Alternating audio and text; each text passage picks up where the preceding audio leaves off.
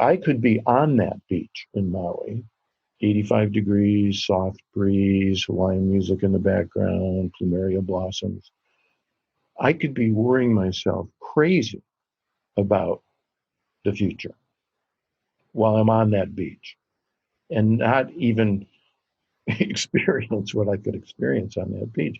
That's the power of the imagination. And we can run around, and we often do, with 10, 20, 30, 40 years of worries in our head that's going on all the time.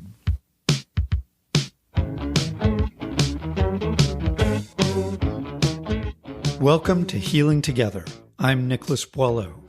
Today I'm talking with Dr. Martin Rossman of The Healing Mind. Dr. Rossman's most recent book, The Worry Solution, is worth reading for anyone who struggles with anxiety and worry. Our conversation touches upon his extraordinary journey to understand the mind-body connection, direct and indirect health consequences of stress, acupuncture, guided visualizations, and more.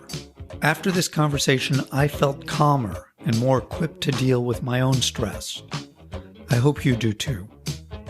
So without further delay, Dr. Martin Rossman. How about we start with a brief introduction of you and the Healing Mind and what brought you to this work? Sure, Nicholas. Well, I'm a medical doctor, and as of September this year, I'll have been one for 50 years. I'm also, after about 3 years of working in the city largely with urban poor and underserved people, which I kind of took as my mission coming out of medical school at the end of the 1960s, and having been involved with the civil rights movement and being very simpatico with that plight, got kind of burned out treating people with the usual kind of chronic illnesses, the diabetes and hypertension and chronic lung disease and the obesity and the poor food and the smoking and the drinking and the drugs and the depression and the anxiety that underlies all of that, and makes it very difficult to help people kind of change. We knew even 50 years ago that most of these things were preventable illnesses, but had really good relations with my patients and them with me, and did a house call practice in East Oakland for about a year to see why it was so difficult to get people to change some of the lifestyle factors that was underlying the illnesses that they were coming to the clinic with. And really kind of came to the conclusion, I still believe it, people are just trying to get through the day. Some of those days are harder than others, and some of those, quote, lifestyle, unquotes, are much harder than others. And so the donuts and the alcohol, the cigarettes, and so on, they kind of help you get through the day and bear with the stress and the pain to live another day. It was a very frustrating way to practice. All I was doing really is filling people's shopping bags up with prescription medications, and often to treat the side effects of other prescription medications that either I or another doctor had prescribed for them. And always feeling kind of like the little Dutch boy with his finger in the hole in the dike and never really getting anywhere, very rarely really getting anywhere substantial. So it was very taxing, and as a kind of enthusiastic young doctor who believed that I should be able to cure all these things, got very burned out. At the same time, right about that time, acupuncture came to America, and I got exposed to it at our medical staff meeting, where they showed a man having part of his lung being taken out under just 4 acupuncture needles for anesthesia. That kind of blew my mind. I'd never heard of acupuncture at the University of Michigan Medical School, and to learn that they were doing major surgeries like that. And the AMA sent a blue ribbon delegation, and they came back and said, we saw hundreds of these operations, and we don't know what's going on, but we think it's a real phenomenon, and it deserves serious investigation. So I kind of took that as my cue that was my next place to investigate, and I volunteered for the first major research project on acupuncture in this country, where they were treating just intractable chronic pain patients that were failures from the Mayo Clinic and University of Michigan and Cleveland Clinic and prestigious places like that, who had done everything possible with these patients and not been able to relieve pain. They were the kind of patients where if you could have helped any single one of them, you could have written it up for a medical journal because everything had been done. And after a few years, I didn't stay a few years, I stayed about 4 months, and I examined patients coming in and during their treatment and after their treatment. And it was very clear that about half of these people were getting really good pain relief with their acupuncture treatments, and it was lasting as they went on and had a series of treatments. So that got me into contact with a lot of the early people in the early holistic medicine movement of the early 1970s. And that's where I reconnected with my first love, which was how do mind, body, and spirit work together, and got me in touch with a couple of mentors who introduced me to the power of the imagination. And I'm still an acupuncturist and I use that a lot, but it also reconnected me with how mind and body were connected. And that's one of the major focuses of my work since then. These surgeries you saw were in China. They were on video too. So there's kind of an interesting, to me it's interesting, and maybe it will be to your listeners, but because the whole thing was very synchronistic.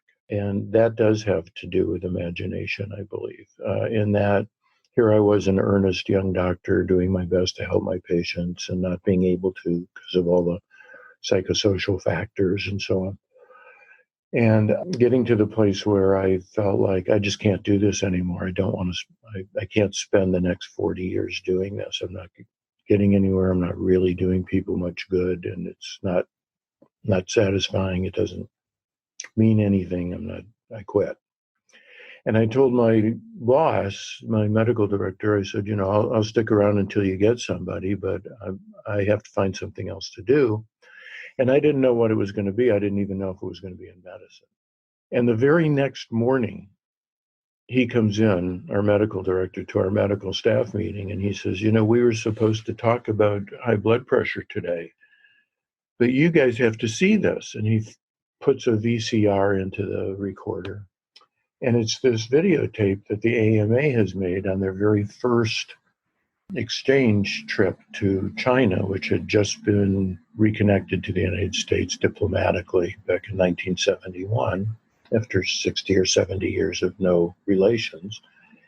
And they showed this operation where the guy's having his ribs cut and lung lifted out of his chest, and behind a little screen that separates him from the surgeon, he's talking to the nurses and they're feeding him lychee nuts and mandarin oranges. And at the end of the operation, they bandage him up. He sits up and he walks out of the operating room. And it was a total mind blower. And the head of the delegation happened to be one of my two medical heroes in the world who had come to visit the University of Michigan while I was a student and lectured. And he's the head of the delegation. And he puts his face in the screen and he says, we saw 100 of these operations. There's something real going on and it needs to be seriously investigated. And I just want to be totally clear. This was an AMA, American Medical Association delegation going to China and videoing. There's no chance that there was any doctoring going on. This is the days before Photoshop even existed. And you were seeing real footage of people having major surgery. Major.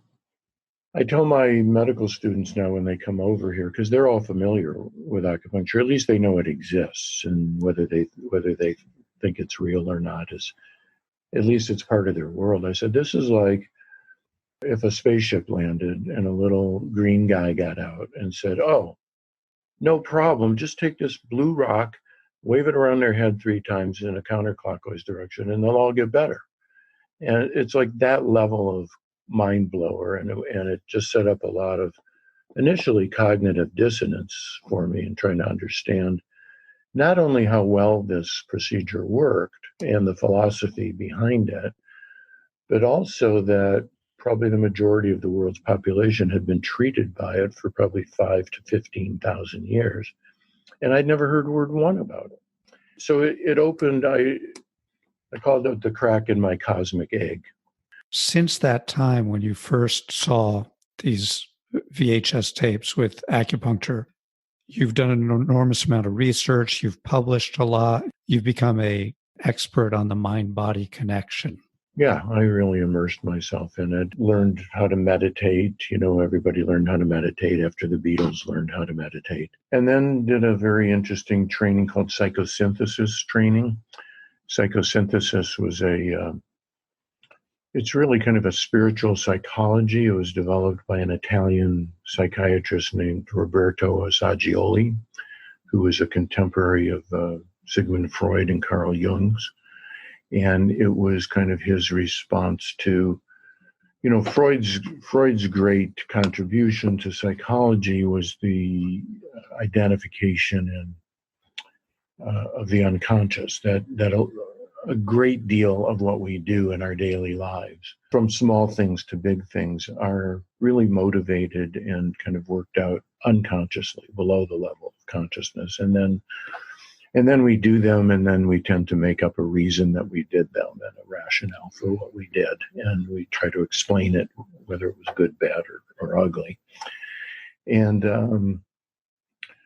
But Freud's unconscious in a broad way was kind of a repository of all the things that we didn't want to acknowledge about ourselves. So it was kind of like the basement where you stored your sexual thinking and your aggressive thinking and, all the bad and dark and dirty stuff that we don't want to own, and stuff it away somewhere.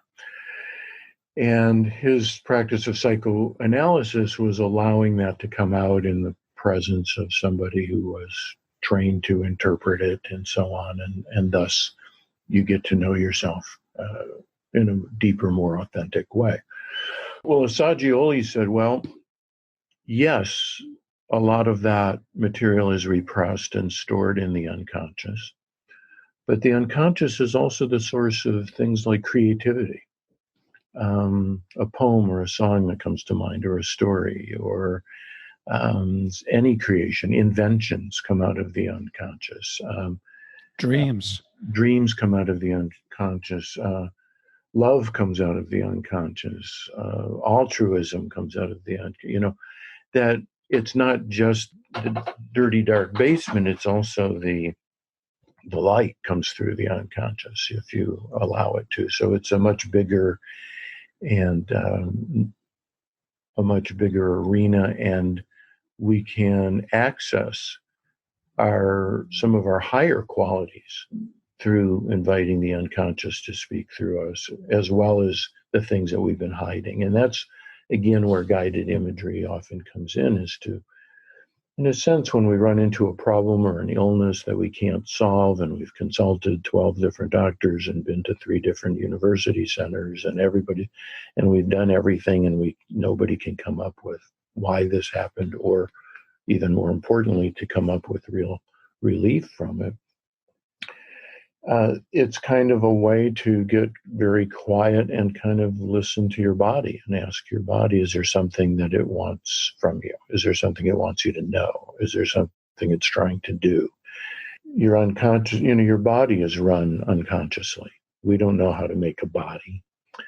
We don't know how to run a single cell or create a single cell. And yet we have a body that's got hundreds of trillions of cells, and they're all working together in this relatively unified way. And so we do know how to make a body, and a spider knows how to make a body, and a cat knows how to make a body. And, but we don't do it consciously. We didn't sit in the womb meditating and visualizing, I want to be a 5'7" hominoid. Right. Exactly. It's like, no, I want to be Michael Jordan, if I was doing that. So we don't make it consciously. And the body's run unconsciously, thank God, because it knows what it's doing. It's been around for several billions of years, and it has worked out all kinds of ways to heal and recover and live in a world that's full of bacteria and germs and diseases and viruses and so on. And what we can do is we can learn how to help and support its healing ability, or we can live in such a way as to hinder its ability to repair and right itself, and that's a lot of what we do in what we now call integrative medicine, which was called holistic medicine when I started. That term got kind of besmirched by all kinds of non-holistic things that just because they were not conventional medicines called themselves holistic. But integrative medicine's a good term. It's like it takes good medicine and it adds how's your nutrition? How are you feeding your body? How are you taking care of your body? Are you letting it sleep when it's tired? Are you letting it poop when it has to eliminate? Are you feeding it good food? How are you managing the stress in your life? Are you unconsciously and habitually creating more stress than you need to live with? That's kind of the default position of the unconscious and the imagination. And part of the reason why I think education in using your imagination is so important, because the default position is kind of worrying yourself sick and driving yourself crazy by worrying about things and not knowing that you have a choice as to whether you do that or not. Let's talk about that, because right now we've got this pandemic raging through the world, especially in the US. Right. And there's not a lot we can do with our bodies and that we're used to doing, or we're kind of prisoners in a way, physically, in a way that I think most people haven't been used to. Mm-hmm. When you leave the home, you have to take certain precautions. I think there's a heightened sense of nervousness when you're in a shopping center, just doing your basic grocery shopping, and everyone's wearing a mask and gloves, and people are giving each other furtive looks. And there's the occasional person who is very upset because someone got closer than 6 feet. Mm-hmm. And the other occasional person who's making a bad joke just to try to diffuse attention. But it's a whole new world psychologically. And the only thing we really have is our mind. And I'm wondering how you're seeing people react through your lens right now, what your patients are saying, and also how you're thinking about the use of imagination and the use of imagery and the use of the mind to get us through this very difficult time. Yeah, I think this is an interesting laboratory in a way. And there's a real opportunity here for people to not create stress that you don't need to have. It's a real challenge. It's it's really pinpointing what I wrote about in my last book, which is called The Worry Solution. Because worry gets a bad rap from a lot of people. People think, oh, I shouldn't worry as much as I do, and I'm a worrywart, and worrying is no good, and it doesn't solve problems. That's actually not true. I think that's what worrying is about. That worrying is about solving problems. If it's what I call useful worry or good worry. It's like taking a ball of yarn that's all tied up in knots and turning it over and over and finding the place where you get a loose thread and kind of working on that until you get to another knot, and then you turn it over and you find another loose one. And if you keep doing that, eventually you'll get that knotty ball of yarn unwound. And I think that's one of the great powers of the human imagination. There's no other animal we know that has an imagination anywhere near the degree that we do. And what that imagination lets you do is it lets you not only learn from your own mistakes, it lets you learn from other people's mistakes so that you don't have to make the same mistake. Oh, Bruce and the hunting party went down that path a week ago, and we haven't seen them since. I think I'm not going to go down that particular path. I'm going to go down this path over here and see what happens. And it allows you to prepare. And, there might be a jaguar out there in the jungle, so I better sharpen my spear. I mean, what do I know about living in the jungle? But this is what our ancestors were doing. It's a survival skill, really. But what happens with it is it turns into what I call bad worry or futile worry, where it's not really solving a problem. It's not really helping you avoid a danger. It's just a kind of magical thinking where you're going over and over and over and over all of the things you don't want to have happen, all of the things you're afraid of.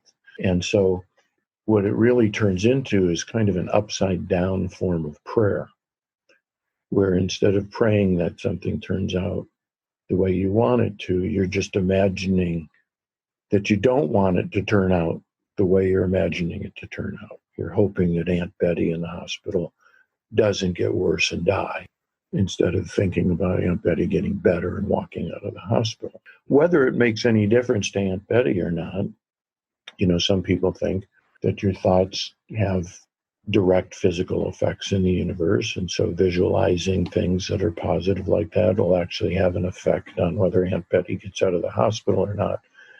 My stance is, yeah, it may and it may not. It may or may not matter to Aunt Betty, but the person it'll matter to is you. Because if you spend all day imagining the worst things that will happen to Aunt Betty, you're going to get more and more anxious and more depressed. But if you spend all day thinking about Aunt Betty getting better and recovering and walking out of the hospital, you'll feel somewhat better. You know what I mean? And that's a direct physical consequence of what's going on in your mind, right? Watching the movies in your mind. We know, there have been many psychological studies of just, you show people pictures of bad things happening, they get anxious and depressed. You show people pictures of good things happening, they get relaxed and happy. But then how do you translate that bad worry to good worry? There's a process for that, and it's so inanely simple. It's almost hard to talk about. I call it positive worry imagery. And you just basically turn it upside down. You have to identify what you're worrying about. A big part of the worry solution is, at the beginning, is I have people actually write down everything they're worried about right now, and just take big sheets of paper and don't edit and don't worry about how teeny it is, how silly it is, how petty it is, or how big it is, or how frightening it is. Just write out everything you're worrying about now and get it out of your head and get it down on paper.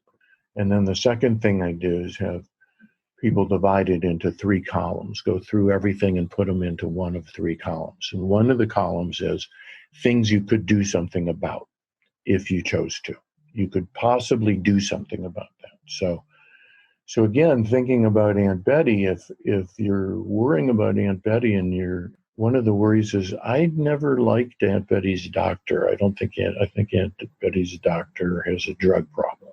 And I don't think he or she really cares about Aunt Betty and isn't paying attention. Well, that's something you possibly do something about by talking to Aunt Betty or talking to the other relatives and friends and getting another doctor in there and getting a second opinion. So that's a useful thing to worry about. If it's not something like that, then you're just bumming yourself out and driving yourself crazy. So you have to decide, is this something I could do something about? Put it in one column. Is this something that no matter how badly you want to, you can't do anything about it, except possibly with your mind, but there's no real action you could take to make it different. You put it in the no can do column. And then there's a third column, which is, I'm not sure whether I could do something about this or not. Some of your listeners will recognize basically the serenity prayer here, which is, give me the serenity to accept the things I cannot change, and courage to change the things I can change, and the wisdom to know the difference. And a lot of the book is based on some practical application of that. And when I do this in workshops, it's very frequent that a lot of people say, everything's in the column where I can't do anything about them. Well, yeah, I was just thinking about that. I was thinking about your mind circling these giant problems that we can't do a thing about. What if the economy tanks? What if I can't get a job? What if the price of wheat shoots up because inflation is skyrocketing? How do you stop doing that? Well, first of all, you got to bring yourself back to yourself. You have to bring yourself back to the present moment, because this is where imagination can drive you nuts. So you don't want to you want to learn a way to stop imagining. That's step number one. And that's where meditation or mindfulness, breathing, or a deep relaxation. I have a meditation in the book that's called The 3 Keys to Calmness. And the first key is breathing, learning how to get your breath into your abdomen and getting a belly breath, letting your belly stick out when you breathe, because that starts to shift what's called your autonomic nervous system, which is the one that either goes into fight or flight stress response, or it goes into the opposite, the relaxation response, which is what you want, and just brings you present. The second element of it is going through your body with a process that's in Western medicine, it's called progressive muscular relaxation. In mindfulness meditation, it's called the body scan. In yoga, it's called shavasana, corpse pose, where you just go through your body and you notice your feet and your ankles and your shins and your calves, and you just go through it step by step. You invite each part of your body to relax. People are surprised to find that their muscles like to relax. Muscles can only do 2 things. They can tighten and they can relax. And we're all very good at tightening our muscles. We're really, really good at that, and nobody ever taught most of us that your muscles can also relax, and you can either tense them up and then let them relax, or you can just pay attention to them and invite them to relax. And by the time you get from the bottom of your feet to the top of your head, not only your body is relaxed, but your mind is pretty relaxed too, because you're paying attention to something that's very much in the moment, which is how your body feels. So we got to this place where you're doing the workshop, and everyone says, all my worries are in this bucket of the things I can't do anything about. Not everybody. Actually, I have some people, and they'll be the opposite. And they'll say, everything's in this column where I can do stuff about it, but I don't have time to do all that stuff. There was a contractor in one of my workshops, and, so he's the guy who all his relatives and friends, they got a gate that's broken, or this is broken, they have a leak in their roof, and he's the guy they call, and he's a good guy, so he's got a do list that's like 30 items long, and he never gets a chance to rest. So what he learned from doing that was, there's only so many hours in the day, and I have a wife, and I have a family, and I have a business, and I have my health, and I have to somehow find a way to apportion those and to create some barriers and boundaries. But most people have a mixture of those things. And just writing them out helps them to prioritize and to see where they should put their we have limited attention, we have limited time, we have limited energy. So getting it out of your head where it's just spinning gives us a chance to kind of decide where we're going to focus on that. And if your worries are primarily in the bad worry, I can't do anything about it column, what we do is take that worry, and you're imagining what you're worrying about. Let's call it Aunt Betty. And you're imagining her going downhill and getting sicker and dying and the whole deal. But you don't want that. So you imagine, the red circle and slash that you see on like no smoking signs and no parking signs and no this. Yeah. That's a great image. So you imagine you just stamp that with the red circle and slash. That's the image of what you don't want to have happen. That's your fear. And your fear is real, but it's only a fear. It hasn't happened yet. It may or may not happen. The other side is your hope. In your other hand, so instead of focusing on your fear, ingraining that, running it around and around and around, and giving it real estate in your brain, you switch over, you stamp it out with the red slash and the red circle and slash, and you go over, and this may require a little time to just create an image or a series of images or a little video clip in your mind that represents what your hope is. What will happen if you were God and it was up to you? What would happen? And you imagine Aunt Betty, imagine the doctor coming in saying, Betty, you're so much better. You're going home today. And she gets up out of bed, and she gets dressed, and she goes home, and you have dinner with her the next day, whatever it is. So you imagine that, and you practice imagining that in as much detail with as much repetition. Interestingly enough, Nicholas, once you've done it about 5 to 10 times, it starts running on its own. It picks up very, very quickly. It doesn't eliminate that negative worry about Aunt Betty, because that'll keep coming up. But what you do now is when it comes up, you recognize it. And in a sense, mentally, you say to yourself, oh, here's my fear. This is my fear. Thank you, stamp, out. I'm bringing in my hope. I'm voting for my hope. Okay, so you're taking the energy in your awareness and you're saying, if it's up to me, that doesn't happen. If it's up to me, here's what happens. And you vote early and often. You keep voting for that. So you're not ignoring Aunt Betty. You're not pretending that it's not a problem. You're just putting your energy in the place where what you want to see happen will happen. And it doesn't make you any less able to play your role in making happen what you want to happen, right? If you have a role to play. Yes. And so the idea is don't put you're not sticking your head in the sand. You're not ignoring the situation. You're still paying attention to it. People say, well, you're saying I shouldn't worry. No, I'm not saying you shouldn't worry. I'm saying you should worry skillfully. You should use worry for what I believe it's intended for by evolution or nature or God or whatever, take your pick. That it's a problem-solving mechanism, but it goes awry. And the reason it goes awry, I think, is very interesting. The reason it tends to go awry and people tend to become habitual worriers is because very few things that we worry about ever actually happen. And psychologists have done research on this, and where they actually interview people and they find out what they're worried about, and they track them over a period of years, and they find out what happened and what didn't happen. And 85% of the things people worry about never happen. So you think, oh, well, that's cool. But what happens, I believe, is that your brain gets rewarded for that. And your brain, deep down in the unconscious, makes a conclusion that it didn't happen because you worried about it so well. Okay? And so then it looks for the next thing to ward off. Okay? In other words, because it's a backwards kind of prayer. So we become worrywards because the brain just oh, okay, what's next? What's the next thing I don't want to have happen? Let's fight that off. But if you're going to fight that off, there's nothing lost in learning how to stamp out the negative, convert it to a positive, and go over and over and over that. Put your energy into that. You'll be happier and more relaxed. And it might have an effect in the world. I don't know, but it'll have an effect on you.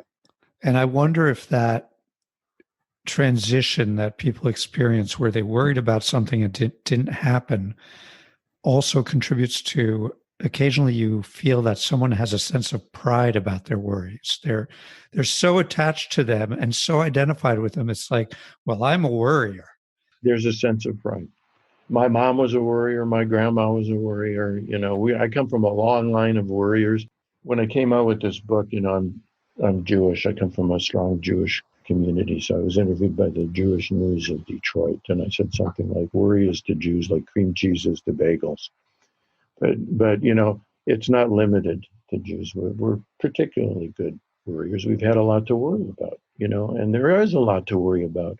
And that's why my message is not to not worry, but be conscious about your worrying and be a good worrier, be a skillful worrier, I sometimes use the term worry warrior, which is I wish there was a better term, but it means I'm taking responsibility for what I worry about and how I worry. So I'm going to focus most of my energy on the things that I could do something about, even if it's donating $5 to a climate change organization, or even if you don't have much money, doing something to address a problem that I'd like to do something about, and to acknowledge that unfortunately I might not be able to do anything about some things, and then to basically pray for the outcome you desire, putting into the universe the images and the desires that you would like to see come true. It is a type of action. It's a mental action. And like I said, it may or may not have an effect on the world, but it will have an effect on you. It'll have a very strong effect on you. At some point, you discuss chemicals versus thinking in one of your talks. And I think you mentioned that thoughts are actually physical processes and that we're actually changing our physiology when we change the way we think. And we can reroute some of those physical processes that occur in the brain. Yeah, I mean, thoughts are things. And even more importantly, the reason that I focused on worry in this last book is because worry is a thinking process, and it's more accessible to us as something to change than a deeper process like an emotional process or even a physiologic response, as we talked about fight or flight versus rest and digest. That's the simplest one to imagine. You know, if I for some perverse reason asked your listeners, and I don't want them to do this, but if I asked them to go back in their mind and think about the worst thing that ever happened to them, and not only think about it, but bring it up in technicolor and 3 dimensions and with sound and smell, and just bring back every detail about those memories, we'd be getting a fair amount of, anxiety attacks and nervousness and disgust and depression and all those emotional reactions. Whereas if I instead invited you to go back in your mind and recall the most pleasant place you've ever been, the place where you're just beautiful, peaceful, safe, relaxed. Notice some of the things that you imagined, that you saw there and that you imagined seeing, the sounds and the temperature and how it felt on your skin and where you were, and if you were alone or if you were someone else, and just feel those good feelings kind of coming back into your body. That'll happen. And that's the simplest. And on the one side, you're turning on the fight or flight stress response. On the other side, you're turning on the rest and digest relaxation response. And it causes emotional reactions. The emotions are really the interface with the body. The thoughts that don't cause emotions are very unlikely to change your body directly. But if there's an emotional response connected with those thoughts, and if it's either very powerful or it's prolonged and habitual, then that causes a certain emotional state to become dominant. That causes a certain balance in your physiology, because your physiology is different when you're grieving than when you're happy. It's different when you're angry than when you're frightened. And we know this because we've all felt these things. They're all normal to feel at different times. But if you get stuck in one, so that you're always angry, or that you're always frightened, or that you're always sad, or that you're always sympathetic and thinking about other people, this sets up certain patterns of physiology that create certain vulnerabilities and eventually are wearing, whereas if you can be sad when you're sad, but you return at some point to your more normal state. If you're frightened when you're frightened, but you can return to a balanced state. If you can move in and out of these states, they generally don't cause a huge problem. It's when we get stuck in those states. So thoughts lead to feelings. Feelings can also lead to thoughts, but thoughts lead to feelings. Feelings lead to physiologic shifts.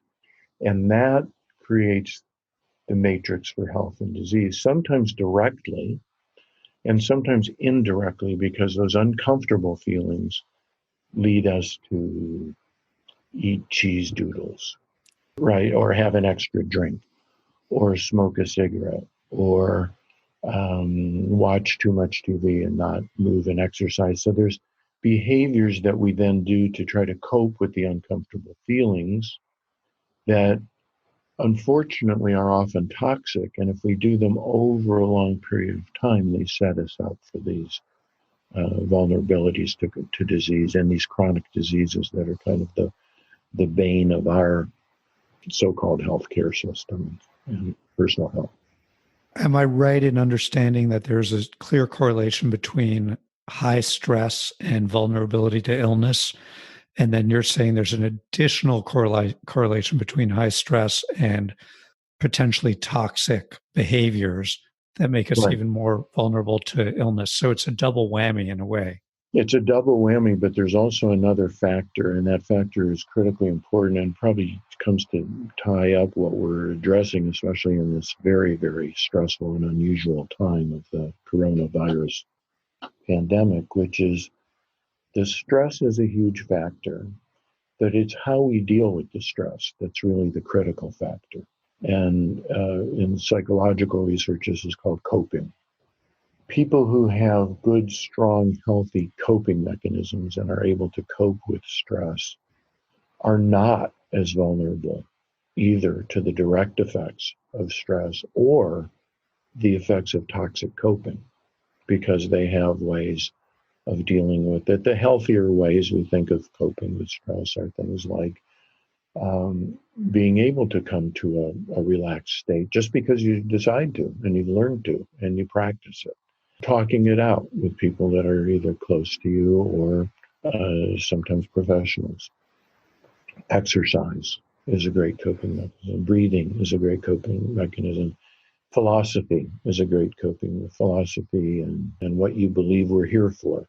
And if you think about things like purpose or meaning or what's really important in life, and that's happening a lot for people. There's a lot of people who are, it's an interesting time. There's a lot of interesting things that we didn't anticipate happening now, and people are talking about the air is cleaner and the water is cleaner. And in many, many households that I know of, people are learning to be kinder to each other.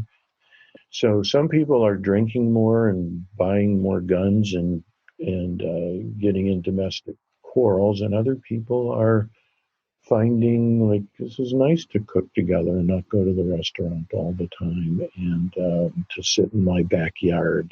We may find a surge of divorces, but also of babies that are COVID babies, right? Which is interesting. So it's an emergency, but there's two meanings of the word emergency. There's the critical, like I have to go to the hospital now, emergency, and there's an emergency. There's like, oh, I'm a human being on the earth here, and this is all bad. And if I watch TV too much, I can drive myself absolutely nuts. And there's a lot of things to worry about and fear. There's a lot of things to take care of, so people are applying for the loans and talking to their landlords and figuring out how they're going to survive. That's the kind of good worry, not that it's pleasant or that we asked for it or that we even want to do it. But those it's useful. It's useful, and it can help us prepare for a future versus just being paralyzed by the overwhelming fear if you're watching too much media, because the media knows there's nothing that gets people to watch or read media more than things that are frightening. And they've known that for over 150 years. There was an old saying that fear sells newspapers. And the reason for that is the number one job of the brain is to keep you alive. It is obligated to pay attention to things that are dangerous and frightening. If there's something frightening, you have to pay attention to it. You cannot not pay attention to it. That's the way we're wired, because the fight or flight response is a survival response. It lets you run away from the tiger or wrestle the tiger to death if the tiger attacks you in the jungle. It lets you do superhuman things and have a better chance to survive a threat to your life that way. In modern life, we don't run into these tigers very often, but again, the climate, the economy, the politics, the this, the that, the cost of living, how are my kids doing, what are my grandkids going to be inheriting, and all of that, the brain processes, those are threats too, but we can't just fight them and kill them or let them kill us. We live with them over a long period of time, and that changes our physiology, and that puts us at greater risk. So learning how to interrupt that and learning how to manage that and learning that there's an off button on your TV is really important. And that you can skillfully worry. You can skillfully worry. Like, what are the sources I believe? What do I need to know? What do I really need to know? Do I need to think about what might happen to the world in 10 years? Do I need to think about that now? Is that important to my survival now? So you have to dose that out, and you have to decide once again, what's important for me to know? What are the things that are important for me to know so that I can develop a survival or potentially even a thriving plan for me and my family and my loved ones and my business and my profession, if there is such a thing. And when I reach the limits of that, how can I just say, take a breath and let it go and bring myself back to my body and enjoy a piece of music or reading or some time with my kid or my wife or my husband or myself or my dog, and spend more time there than worrying about what's going to happen in 15 years. Marty, I realize we're coming towards the end of the time we had allotted. Do you have time for a few rapid fire questions? And if you don't, that's absolutely fine. Yeah, we got about 10 minutes. If I only had a few minutes a day to invest in calming my mind, is there a single activity you could say, start doing this? Well, this is one of the reasons I love guided imagery. I think the simplest way I know to relax is daydream yourself to a place that you love to be and go through all of your senses. Notice what it looks like, what it sounds like, what it smells like, what it feels like, what the temperature is like. That's a simple thing to do. It's guided imagery is basically daydreaming with a purpose. And we all know how to daydream. So you daydream, but you decide where you're going and why. So I'm just going to take myself back to a beach that I love in Maui and where I can see the surf and the color of the water and the golden hue of the sand and the palm trees, waving in the breeze and the way the sun feels on my chest. So that for me is a place like that. And if I spend 10 minutes doing that, I come out like I've had a little mini vacation. My body goes into a different state. Now, it doesn't have to be a pitch. For some people, it's a room, a childhood room. For some people, it's a church they were in. For some people, it's imaginary. It's floating on a cloud and going out I've got patients who as I relax, I just feel surrounded by a purple light and I just let myself melt into that. Start with the one that you've been to and just go there for 10 minutes. Take a few deep breaths and just go there because you can. You don't need anybody's permission. Don't do it while you're driving. Don't do it with your wallet sticking out of your back pocket in a crowded, busy place. But find a safe place and take 10 minutes and daydream yourself and just let your body go into a relaxed state, because in that state, it knows just what to do to repair and replenish and recharge and kind of renew your brain, your nervous system, and the rest of your body so that you can go out for another round. Great advice. Quickly, what are your top resources for feeling good? When I want to just feel good, I go inside. I don't go outside, because that just brings you back to the moment. And there's nothing, people have said this before, there's very rarely anything there that you can't handle. But when you think about all the mistakes you've made and the things you regret and the things you wish you hadn't said and all the mistakes you're going to make and what the future is going to bring and whether you are up for it and what the challenges are going to be. See, the thing is, the imagination, even though it can be our friend, if you don't learn how to use it, it'll run away with you. Fritz Perls was the founder of Gestalt psychology, very famous psychologist, and he used to say, lose your mind and come to your senses.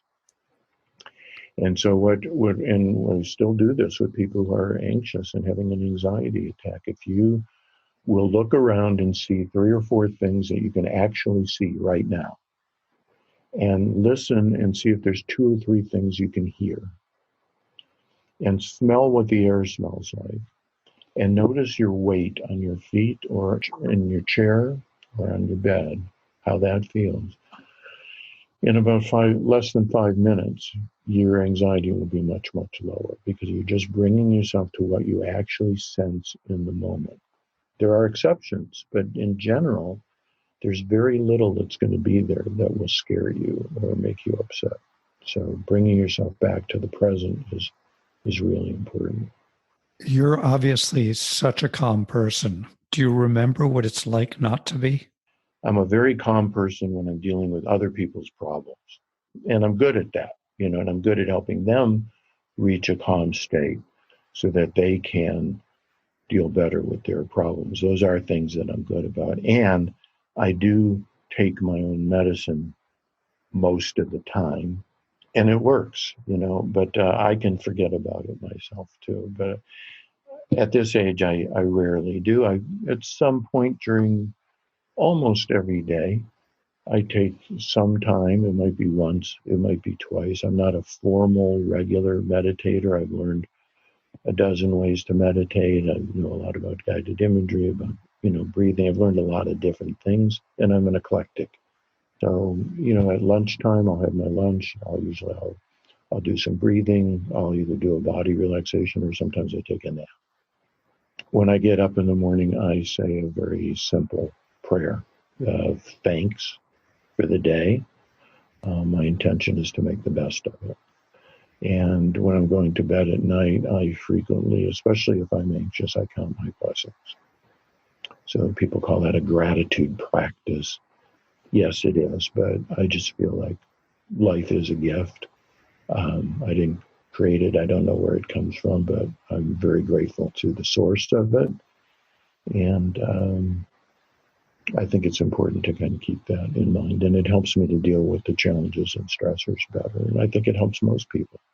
And that's why I put so much time and effort into not only writing the books, but creating a guided imagery, audios.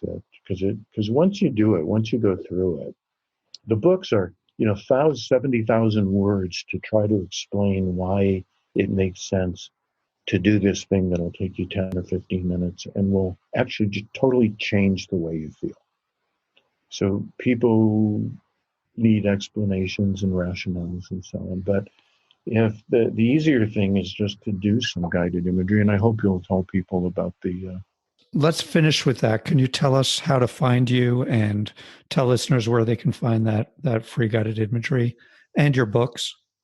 Yeah, so go to thehealingmind.org. So it's www.thehealingmind.org. And at the top of the homepage, there's a little orange banner. It says for free resources to help deal with the current stressors. Click here, and then there's a whole page of audio guided imagery ranging from 5-minute breathing exercises to the positive worry imagery that I gave you, to a 10-minute meditation called The Healing Body, which is aimed at kind of helping you understand what a remarkable thing your body really is and how it heals, to building strengths through guided imagery and finding strengths that you didn't know you have. There's also a series of video lectures there on integrative medicine and on mind-body medicine and on pain relief and how to get better sleep and so on. So Einstein said the mind was a wonderful servant, but a terrible taskmaster. And the part of the mind he was talking about was the imagination. If you learn to use your imagination on purpose, it can help you relax. It can help you be more loving, more kind. It can help you solve problems. It can take you a long way. If you let it run wild, it'll be like anything else you let run wild. It's like letting your kid run wild. It's like letting your dog run wild, letting a horse run wild. It'll just run over you. It'll dominate your life. It'll drive you crazy. You have to learn how to use it. It's not really hard. And a little attention paid there will literally change your life dramatically and for the better. Thank you so much for spending this time. This has been terrific. It's good to talk to you. You're a very good interviewer. I'll look forward to hearing it, and I'll look forward to doing it again if you want. Please look at the podcast notes for Dr. Rossman's biography and useful links, including the Healing Minds website with the free guided imagery and other resources he spoke of. Healing Together is produced by Health & Lee. Our theme song, Ramble, is composed and performed by Ed Morneau.